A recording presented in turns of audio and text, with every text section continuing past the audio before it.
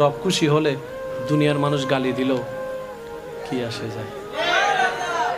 আপনি সবার প্রিয় হলেন, রব আপনাকে দেখতে পারে না, তো প্রিয় হলেন কার? কেউ আপনাকে দেখতে পারে না, কিন্তু রব বলে যে জিব্রাইল ওই এটা আমার বান্দা, আমি ভালোবাসি। মওলা সোয়াব তো নাই, জান্নাতে যাইতে গেলে তো সোয়াবের দরকার আছে, কিন্তু আমার তো হায়াত অর্ধেক শেষ, বেশি দিন আর বাঁচবো না। কারণ আগের মানুষ 70, 80, 90 বছর বাঁচত, এখন 40, 45, 50, 60-এর মধ্যে সবাই চলে যাচ্ছে। মওলা আমার তো 40 বছর শেষ, আমার তো 45 বছর শেষ, এই বাকি অল্প হায়াত আমি কি করবো? এত সোয়াব তো কামানোর কোনো সুযোগ নাই। আমি যদি 5 বছর বাঁচি তাহলে রোজা পাবো মাত্র 5 বার, হজ তো 5 বার করতে পারবো না, সামর্থ্য তো আমার কাছে নাই। ও মওলা কত কাজের কারণে তো নামাজ ছুটে যাচ্ছে, ইচ্ছাই অনিচ্ছাই। মওলা আমি এতগুলো সওয়াব কিভাবে কামাবো? রব বলে যে মালিক আমি আসি তো। সুবহানাল্লাহ। আর তুই তো অন্য নবীর উম্মত না, তুই তো আমার নবী রাহমাতুল লিল আলামিনের উম্মত, তোদের জন্য আমি স্পেশাল সুযোগ রাখছি। আল্লাহ কি? সূরা ফুরকানের 70 নম্বর আয়াতে আল্লাহ পাক বলছেন ইল্লা মান তাবা ওয়া আমানা ওয়া আমিলা আমালান সালিহান ফাউলাইকা ইউবাদদিলুল্লাহু সাইয়্যাতিহিম।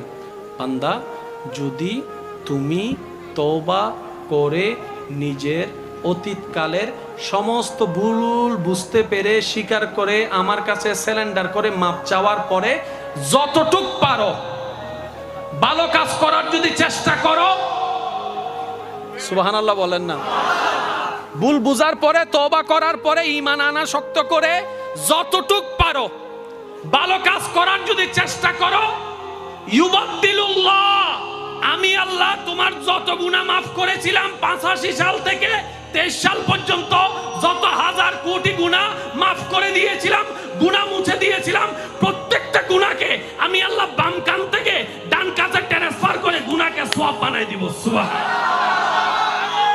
যেতে হবে রবের দিকে, শয়তান টানতেছে নিজের দিকে। এই যে একটা শয়তানে টানতেছে, আপনি রবের দিকে যাচ্ছেন, এই যুদ্ধটা দেখতে রব বেশি খুশি হয়।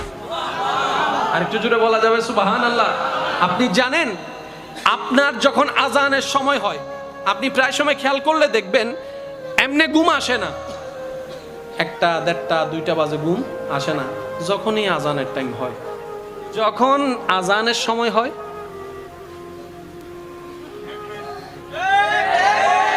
এই একটা সিচুয়েশন। আবার আরেক সময় হচ্ছে আপনি নামাজ পড়ার জন্য সম্পূর্ণ প্রস্তুত, আজানও শুনেছেন একদম সম্পূর্ণ প্রস্তুত, তখন নামাজটার পড়া হয় না।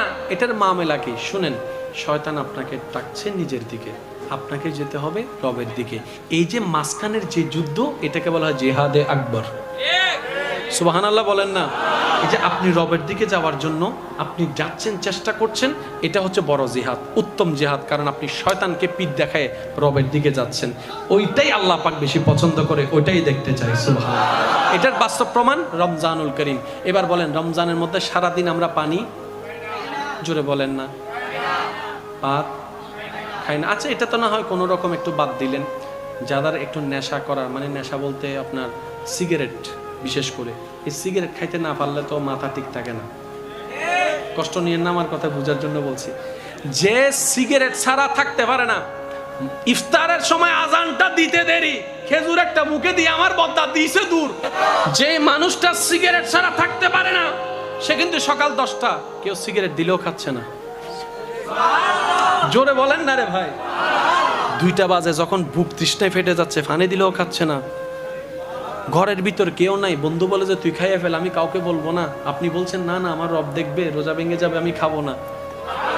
এ রব এগুলা দেখতে চাই, রব এগুলা দেখতে চাই, এগুলো দেখলে বেশি খুশি হয়। আপনার কাছে 10 লাখ টাকার হারামের অফার আসছে, রব তাকায় আছে আপনার দিকে। সুবহানাল্লাহ, জোরে বলেন না।